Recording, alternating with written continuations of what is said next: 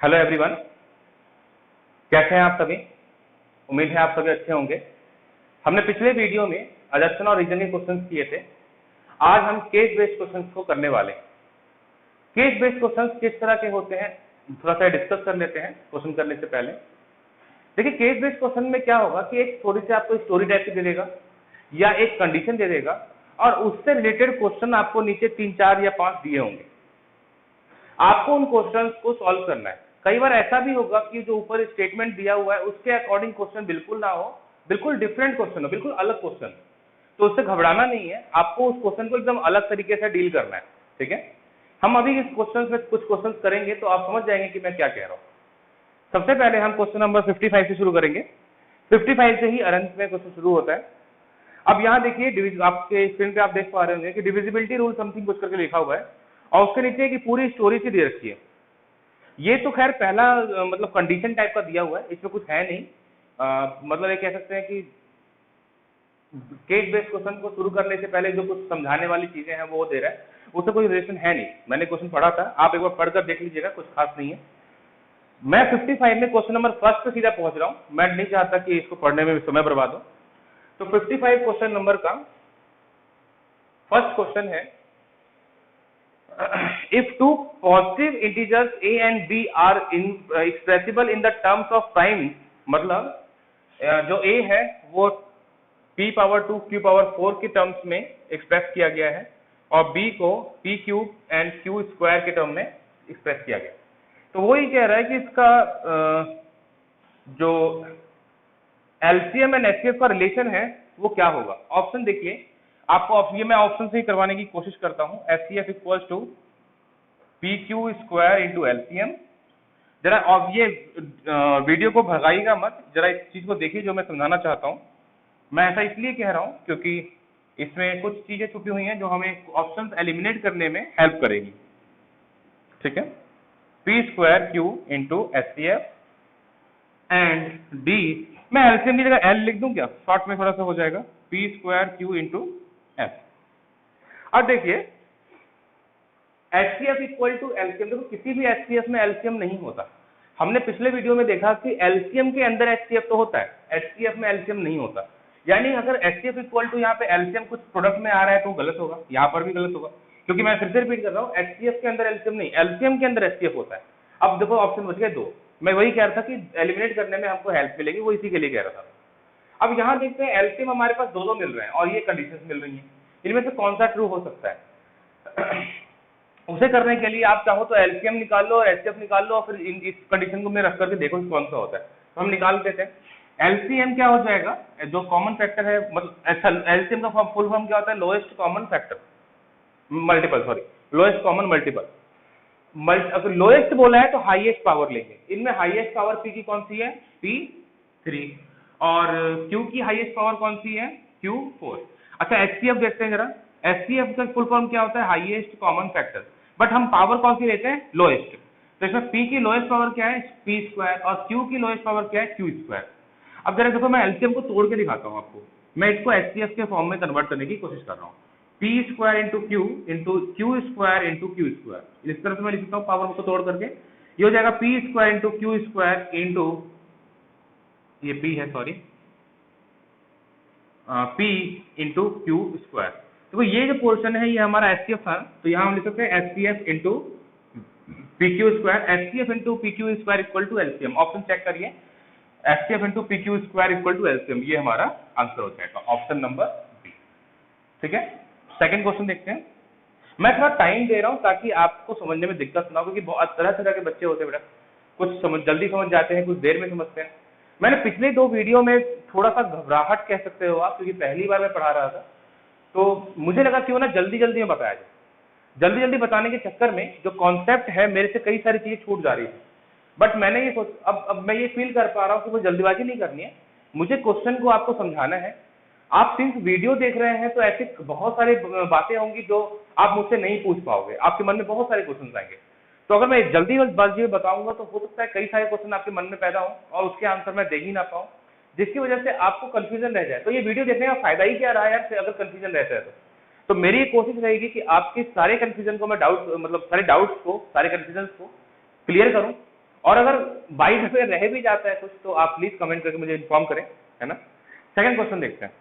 Vishal has a collection of marbles, realises that if he makes a group of 2 or 3 marbles, there are always 1 marble left, then which of the following is correct if the number of marbles is p। जरा question को समझा देता हूं मैं आप लोगों को एक बार। विशाल के पास कुछ मार्बल्स हैं, वो उन मार्बल्स को अगर 2 से डिवाइड करता है तो भी रिमाइंडर 1 आता है, और वो 3 से डिवाइड करता है तो भी रिमाइंडर 1 ही आता है। इसका क्या मतलब हुआ कि अगर 2 और 3 दोनों से साथ में डिवाइड करें तब भी रिमाइंडर तो 1 ही आएगा। अच्छा, 2 और 3 को साथ में डिवाइड करने का मतलब उसके एलसीएम से डिवाइड करना, तो 2 और 3 का एलसीएम क्या होता है 6। मतलब अगर वो जो उसके पास मार्बल्स है, नंबर ऑफ मार्बल्स, उसको वो 6 से डिवाइड करता है तो हमेशा रिमाइंडर 1 आता है। तो इसका क्या मतलब हुआ कि हमेशा 6 से एक ज्यादा नंबर उसके पास नंबर ऑफ मार्बल्स है। जैसे 6 से अगर हम नेक्स्ट नंबर देखें तो 7 आता है, विच इज अगर आप 6 से डिवाइड करते हो तो 1 रिमाइंडर बचेगा। 6 2 जा 12, 12 में अगर आप 1 ऐड करो तो 13 आता है। अब आप 6 से डिवाइड करो 13 को तो 1 रिमाइंडर बचेगा। 6 3 जा 18 में 1 आप फिर से आप ऐड कर दो 19, 19 को आप 6 से डिवाइड करो फिर से रिमाइंडर 1 बचेगा। मतलब जितने भी मार्बल्स हैं उसके पास वो 6 के मल्टीपल से एक ज्यादा है, ठीक है। यानी अगर आप 6 के मल्टीपल्स देखो तो इवन नंबर होते हैं। इसका मतलब ये हुआ कि उसके पास जो नंबर ऑफ मार्बल्स है वो ऑड है, ठीक है। तो ऑप्शन सब चेक कर लेते हैं। Option number A, P is odd, P is odd. इसका आंसर मैं पहली लाइन में भी दे सकता था कि उसके पास अगर वो 2 से डिवाइड करता है तो हमेशा एक रिमाइंडर बचता है। ऐसा पॉसिबल तभी हो सकता है जब वो नंबर ऑड हो, क्योंकि अगर इवन होगा तो 2 से डिवाइड हो जाएगा और रिमाइंडर 0 हो जाएगा। ऑड होगा तभी उसमें रिमाइंडर 1 बच सकता है।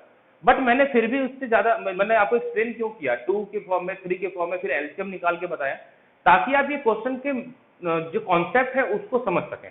अगर ऐसा ही क्वेश्चन और आ जाए और वो बोल दे कि बताइए इस क्वेश्चन के अंदर कौन सा इसका आंसर होगा, 4 ऑप्शन दे दिए उसने, सपोज करो 13, 19, 25, 75, इस तरह से ऑप्शन दे दिया और आपको एक ऑप्शन चूज करना है, कैसे करोगे? ऑफकोर्स एलसीएम से पहले डिवाइड करके चेक करोगे, है ना। इसलिए मैंने ये चीज आपको पूरा बताया डिटेल में, ठीक है। ओके, नेक्स्ट क्वेश्चन देखते हैं। क्वेश्चन नंबर 3, गिवन दैट मैं लिख दूं पहले, क्वेश्चन नंबर 3 है, given that HCF of 306 and 657 is equal to 9। बेटा ये क्वेश्चन मैंने करवा रखा है आपको। हमें पता है HCF into LCM equal to number 1 into number 2 होता है।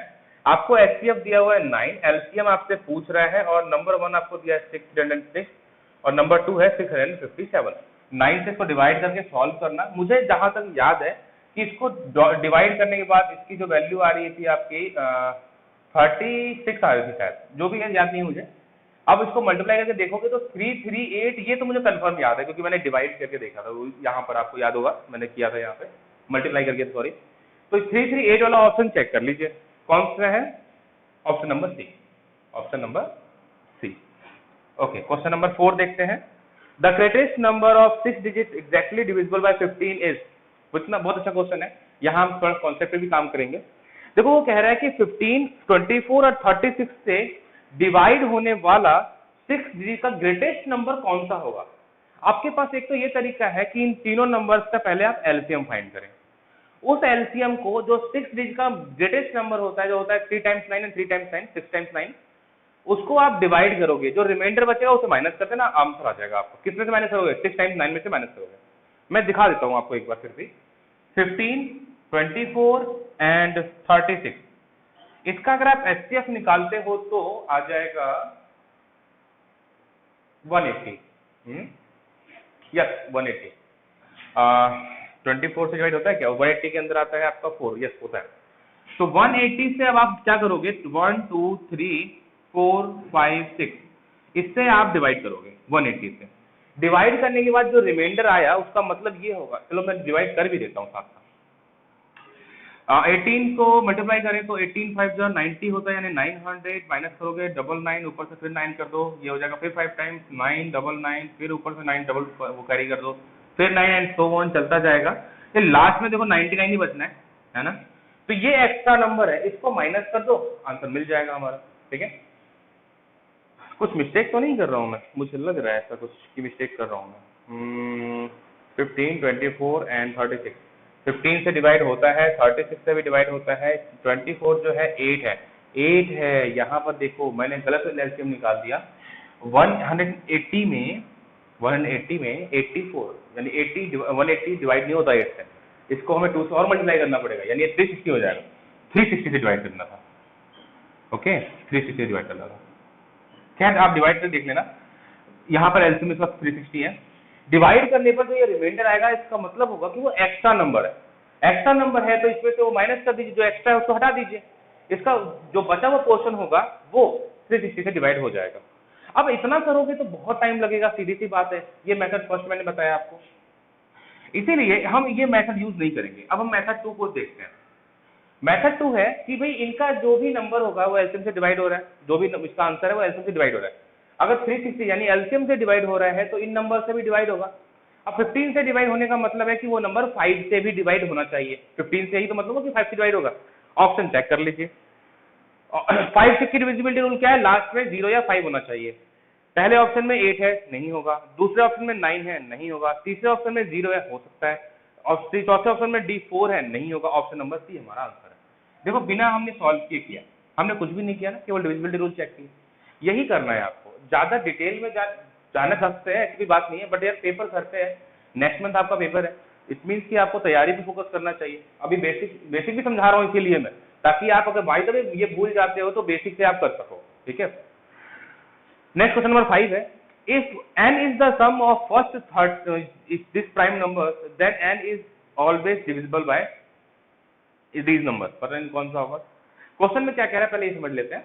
वो ये कह रहा है कि 13,986 प्राइम नंबर अगर हम लें, अरे इतना लंबा प्राइम नंबर छोड़ दो, मैं 4 स्टार्टिंग के प्राइम नंबर ले रहा हूं। मैं देखना चाहता हूं कि वो ऑड है, इवन है, किनसे डिवाइड होगा, ये चेक कर लेते हैं।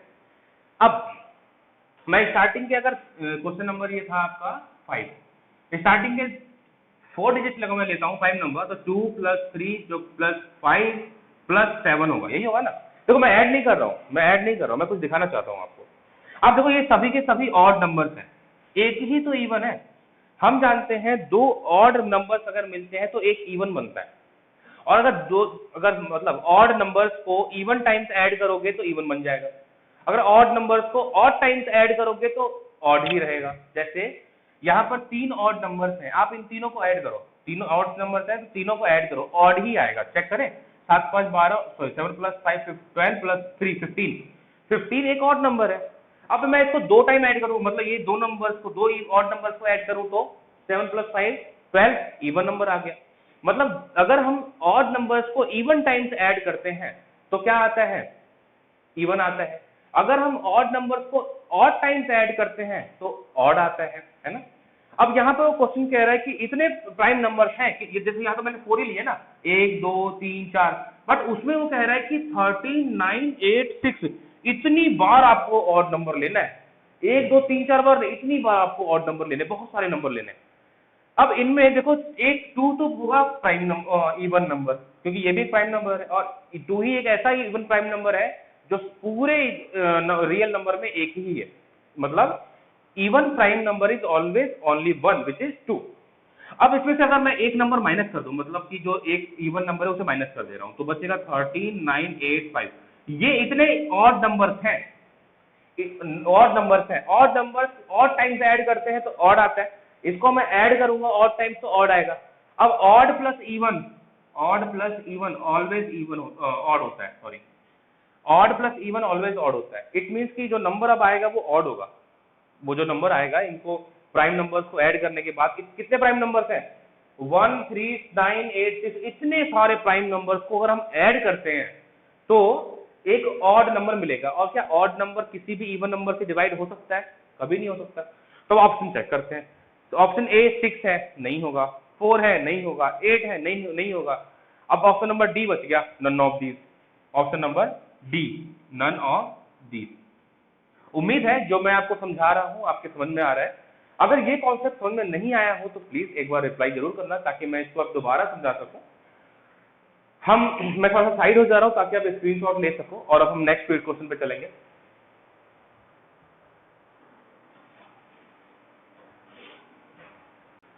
ओके, क्वेश्चन नंबर 56 देखते हैं। क्वेश्चन नंबर 56 है, to enhance the reading skills of grade X students, the school nominates you and two of your friends to set up a class library. मतलब मुझे और मेरे दो दोस्तों को एक लाइब्रेरी सेट करने के लिए काम दिया गया। There are two sections, section A and section B of grade X. Grade X मतलब कुछ भी कोई ग्रेड हो सकता है। इनमें A एंड B सेक्शन में बांटा गया, जिनमें 32 स्टूडेंट्स हैं A में और 36 स्टूडेंट्स हैं B में। अब क्वेश्चन देखते हैं, ये कंडीशन था। क्वेश्चन देखते हैं। क्वेश्चन नंबर फर्स्ट में कह रहा है what is the minimum number of books you will acquire for the class library. Question number first में वो कह रहा है आप कितने बुक्स, मिनिमम बुक्स एक्वायर करेंगे so that they can distributed equally among the student, ताकि वो 32 स्टूडेंट एंड 36 स्टूडेंट में बराबर बराबर बांट दिए जाए। आप समझिए 32 स्टूडेंट होंगे तो उनको किताब दिए जा रहे हैं, तो इसका मतलब उनको उससे 2 किताब दिए जा रहे हैं, उससे 3 दिए जा रहे हैं, उससे 4 दिए जा रहे हो, जो भी है। अगर आपको दो, मान लीजिए 32 स्टूडेंट्स को 2 किताब दिए जा रहे हैं, तो 32 इंटू 2 64। अगर 3 दिए जा रहे हैं तो 32 इंटू 3 96। इस तरह से इसके मल्टीपल्स होंगे, 36 के भी इस तरह से मल्टीपल्स आएंगे। इट मीन्स कि वो कह रहा है कि ऐसा कौन सा कॉमन मल्टीपल है जो 36 एंड 32 दोनों से डिवाइड हो जाए। अब पता है कि सबसे छोटा कॉमन नंबर क्या बोलते हैं उसको हम, एलसीएम, लोएस्ट कॉमन मल्टीपल। यानी कि हम यहाँ पर क्या निकालने वाले हैं, एलसीएम। अच्छा देखिए, बहुत सारे बच्चे 10th क्लास में आने के बाद भी, तो बहुत मतलब आश्चर्य होता है कि 10th क्लास में आने के बाद भी बच्चे इस बात पे कंफ्यूज रहते हैं कि हम एलसीएम निकालें यहाँ पर या एचसीएफ निकालें, ऐसे क्वेश्चन के अंदर जहाँ पे मतलब केस टाइप का दे देता है। तो देखो एलसीएम कब निकालना है और एचसीएफ कब निकालना है, ये डिपेंड करता है उन क्वेश्चन के ऊपर। जैसा कि मैंने अभी आपको एक्सप्लेन किया इस क्वेश्चन के बारे में, तो अब आप समझ पा रहे होंगे कि इसके अंदर एलसीएम निकालना है। हाँ, अब इस जैसे जैसे क्वेश्चन आते जाएंगे वैसे वैसे मैं कोशिश करूंगा कि आप ये क्वेश्चन को समझ सकें, क्वेश्चन पढ़ करके, कि उस क्वेश्चन के अंदर आपको एलसीएम फाइंड करना है या एचसीएफ फाइंड करना है ना। अब पहले वाले में तो एलसीएम फाइंड करना है, तो फर्स्ट क्वेश्चन में कह रहा है कि भाई 32 और 36 का एलसीएम फाइंड कर दो। क्या आप एलसीएम फाइंड करने बैठोगे? मैं तो नहीं करूंगा। चेक करते हैं क्यों करूंगा, नहीं करूंगा। देखो मेरे पास ऑप्शन है बेटा, मैं क्यों करूं एलसीएम फाइंड, क्योंकि एलसीएम फाइंड करूंगा तो टाइम लगेगा मुझे, और मैं ऑप्शन से करूंगा तो मैं तुरंत कर दूंगा। देखते हैं ऑप्शन क्या है, 144, 128, 288 एंड 272। देखो मेरे को आंसर दिख चुका है, आपको दिखा कि नहीं देखी जाएगी, मैं अभी बताऊंगा नहीं फिलहाल। अब आप देखिए 32 एंड 36 ये दोनों नंबर से एलसीएम डिवाइड होने चाहिए, ठीक है। 36 के अंदर 9 है, 9 6 36, यानी जो एलसीएम होगा वो 9 से डिवाइड होगा। ऑप्शन चेक करते हैं, और 9 की डिविजिबिलिटी रूल क्या है, सभी डिजिट्स का सम 9 से डिवाइड होता है। 4 + 1 9, ये डिवाइड हो सकता है, मैं डैश लगा रहा हूँ, इसका मतलब ये आंसर हो सकता है। 8 + 2 10 + 1 11, ये डिवाइड नहीं होगा 9 से, तो ये हमारा ऑप्शन नहीं हो सकता। 8 + 8 16 + 2 18, ये हो सकता है। 10 + 2 + 2 11, ये नहीं होगा। अब इन दोनों में से कोई एक नंबर चूज करना है। अभी तो हमने 36 की डिविजिबिलिटी चेक की, अब हम 32 की भी चेक कर सकते हैं। 32 के लिए देखो 32 में 8 है, बट 8 से आप चेक मत कीजिए, टाइम लगता है। 32 से डायरेक्टली मैं चेक कर दूं, इजी है यार, 32 बहुत बड़ा नंबर थोड़ा है। चेक करते हैं, 3 4 जा 3 4 ले लेते हैं, 3 4 जा 12, 120 और 4 2 जा 8, 128। 128 में नेक्स्ट 32 ऐड करेंगे तो 144 से बहुत बड़ा नंबर आएगा। इसीलिए ये नंबर भी डिवाइड नहीं होगा, 144 डिवाइड नहीं होगा 32 से, तो 288 हमारा आंसर हो गया। अभी क्या सकते हो सर आपने इतना टाइम दिया, देखो मैंने टाइम इतना नहीं लिया, मैंने पहली बार में इतना आंसर मैंने निकाल दिया था 288 का। बट आपको समझाना है तो मुझे थोड़ा सा धीरे धीरे समझाना होगा, ताकि आप ये सब कॉन्सेप्ट पहली बार देख रहे हो तो ये देख करके कंफ्यूज ना हो जाओ, है ना।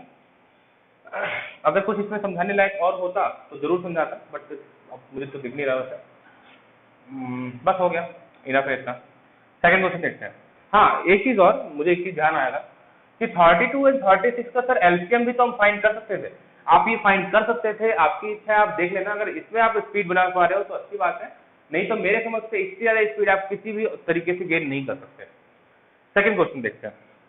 If the product of two positive integer is equal to the product of their LCM and HCF and something, पता नहीं क्या है ये, कुछ नहीं है, खाली बकवास कर रहा है। देन एचसीएफ ऑफ 32 एंड 36, हमें इसका एचसीएफ निकालना है, इतना ही करना है बस हमको, तो खाली पीछे ऐसे ही दे रहा है। इसका एचसीएफ निकालना है तो डिफरेंस निकाल दीजिए, कितना आ रहा है 4, क्या ये 4 से 32 डिवाइड होता है? यस 32 होता है, तो 36 भी होगा, चेक नहीं करना है, केवल एक को चेक करना है, 32 चेक कर लो या 36 चेक कर लो। मैं 32 चेक किया, ये हो रहा है तो ये 36 भी होगा, एचसीएफ हमारा 4 हो गया। Option number B. Question number 3, question number 3 में कह रहा है 36 कैन बी एक्सप्रेस्ड, 36 को हम फैक्टर के फॉर्म में कैसे लिख सकते हैं? देखो एक तो आपका तरीका ये है कि आप यहाँ पे 36 को सॉल्व करके यहाँ पे फैक्टर के फॉर्म में लिख लो। मैं आपको एक और तरीका दिखा रहा हूँ, दो को प्राइम के फॉर्म में मैं 36 को लिख रहा हूँ। आपको पता है ना 9 into 4 क्या होता है? 36 होता है। देखो 9 and 4 जो है को प्राइम नंबर है, क्योंकि इनमें कुछ भी कॉमन फैक्टर नहीं है। इसमें क्या है 3 3, इसमें है 2 2, यानी अगर इसके हम फैक्टर्स करें तो वही हमारा 36 का फैक्टर्स होंगे, तो 2 की पावर 2 into 3 की पावर 2, ये हमारा आंसर है, option number 8। Question number 4, 7 11 13 15 is 15 plus 15, ये मैंने क्वेश्चन बेटा आपको करवाया हुआ है, ये मेरे ख्याल फर्स्ट वीडियो में था। तो ये सीधा सीधा कंपोजिट नंबर है, इसके क्वेश्चन लॉजिक तो फर्स्ट वीडियो में आप देख सकते हैं, जो भी लॉजिक इसमें सेट बैठता है मैंने बता रखा है इसमें, तो कंपोजिट नंबर है ये, ठीक है। Next question number 5। 5 is if p and q are positive integers such that p equals to ab square and q equals to a square b, then LCM, अभी देखो पेन को यूज नहीं करना है, क्वेश्चन को हम देख करके खुद ही करेंगे। एलसीएम का मतलब होता है लोएस्ट कॉमन मल्टीपल, यानी हमें हाईएस्ट पावर को लेना है। हाईएस्ट पावर देखते हैं, ए बी स्क्वायर में एंड ए स्क्वायर बी में ए की पावर हाईएस्ट ए स्क्वायर है, बी की पावर हाईएस्ट बी स्क्वायर है, यानी एलसीएम क्या हो गया A square B square. Option check करते हैं, ऑप्शन नंबर बी हमारा आंसर हो जाएगा। समझ में आ रहा होगा मैं क्या कह रहा हूँ। क्वेश्चन नंबर अब नेक्स्ट चलते हैं 57, जगह है तो 57 यहीं शुरू कर दे रहा हूँ मैं। ऑप्शन नंबर 57 का question number first, in a classroom class 10 activity on real numbers, the students have to pick a number card from a box and frame questions on it is not a rational number। मतलब class 10 के बच्चों को एक box में पर्चियां यानी कि कुछ लिस्ट बना के, कुछ कार्ड बना के दे दिया गया, उस कार्ड के अंदर रैशनल नंबर नहीं डाला गया, यानी इररेशनल नंबर डाला गया होगा। आगे देखते हैं, the number card picked up by the first 5 student, 5 student ने उन कार्ड को पिक किया। Their questions on the numbers for the rest of the class are as shown below. जो बचे हुए स्टूडेंट थे 5 को छोड़ करके, उनसे उन कार्ड से क्वेश्चन बनाए गए, और वो क्वेश्चन क्या थे जरा वो देखते हैं। क्वेश्चन नंबर फर्स्ट है, Akshay picked up root 12 and his question was which of the following is true. Akshay ने जो कार्ड पकड़ा उसमें रूट 12 लिखा हुआ था। क्या लिखा था? रूट 12। रूट 12 क्या है? देखो 12 पहली बात तो एक नॉट अ परफेक्ट स्क्वायर, जो 12 है वो परफेक्ट स्क्वायर नहीं है, तो इसका जो रूट निकालोगे तो वो एक इररेशनल नंबर आएगा, मतलब रूट 12 एक इररेशनल नंबर है। ऑप्शन चेक करते हैं, irrational number B. Question number second, Shalu picked up bonus and he her question was which of the following is not irrational. उसका क्वेश्चन है कि भाई इनमें से कौन सा इररेशनल नहीं है। मैं ऑप्शन में, आप देखो स्क्रीन में, ऑप्शन में ही बताने की कोशिश करता हूँ। ऑप्शन ए में रूट 2 है, और आपको पता है एक रैशनल और एक इररेशनल अगर ऐड या सब्ट्रैक्ट या डिवाइड या मल्टीप्लाई होते हैं तो वो हमेशा नंबर इररेशनल होता है। अगेन फिर से बोल रहा हूं मैं, एक रैशनल और इररेशनल नंबर से, चाहे वो आप मल्टीप्लाई करो, डिवाइड करो, ऐड करो, सब्ट्रैक्ट करो, कुछ भी करो, इन चार में से हमेशा वो इररेशनल नंबर होगा। तो हमें बेसिकली देखना ये होता है कि वो नंबर में कोई भी इररेशनल नंबर है क्या। अगर वो कैंसिल नहीं हो रहा है इररेशनल नंबर, तो वो एक कंप्लीट इररेशनल नंबर ही होगा, वो कंप्लीट नंबर इररेशनल नंबर होगा। ऑप्शन नंबर 1 में कह रहा है रूट 2 5 - 3 रूट 2, तो रूट 2 एक इररेशनल नंबर है? नहीं है। हमें यहाँ पे रैशनल नंबर पूछ रहा है वो, not irrational number, not an irrational number. B root 5 - 2, root 5 एक इररेशनल नंबर है, छोड़ दीजिए। रूट 9 का स्क्वायर रूट क्या होता है? 3, यानी एक रैशनल नंबर है, यही हमें पूछा था। Option number C. अब क्वेश्चन नंबर 3 देखते हैं, हमें रैशनल पूछा था, हमने रैशनल पे ही टिक किया है, ठीक है। नेक्स्ट क्वेश्चन देखते हैं, Charu picked up root 3 - root 2 and her question was, उसका क्वेश्चन था, उसने जो बॉक्स में से कार्ड निकाला उसमें रूट 3 - रूट 2 लिखा हुआ था। ये क्या है? एक इररेशनल नंबर है ऑफ कोर्स, है ना। Option number B. Question number 4, Bhumika picked up 1/√8, root 8 क्या है? 8 क्या परफेक्ट स्क्वायर है? नहीं है, एक इररेशनल नंबर होगा। इररेशनल नंबर ऑप्शन चेक करिए कौन सा हो गया, ऑप्शन नंबर सी 5। ये तो बहुत इजी क्वेश्चन दे दिया यार इसने। Mallika picked up root 5 and her question was, Mallika ने रूट 5 पिक किया था, कार्ड के अंदर लिखा हुआ था, विच of the following is irrational, इनमें से इरेशनल कौन सा है? Not a irrational, sorry, not an irrational number. तो हम देख पा रहे हैं कि लास्ट में डी में रूट 16 है, रूट 16 का मतलब क्या होता है? 4, and 4 is a rational number. हमसे वही पूछा है उसने कि इरेशनल नहीं होना चाहिए, यानी रैशनल पूछा है, तो रैशनल का ऑप्शन क्या हो जाएगा? Option number D. मैं यहाँ से तो साइड हो जा रहा हूँ, आप स्क्रीनशॉट ले लीजिए।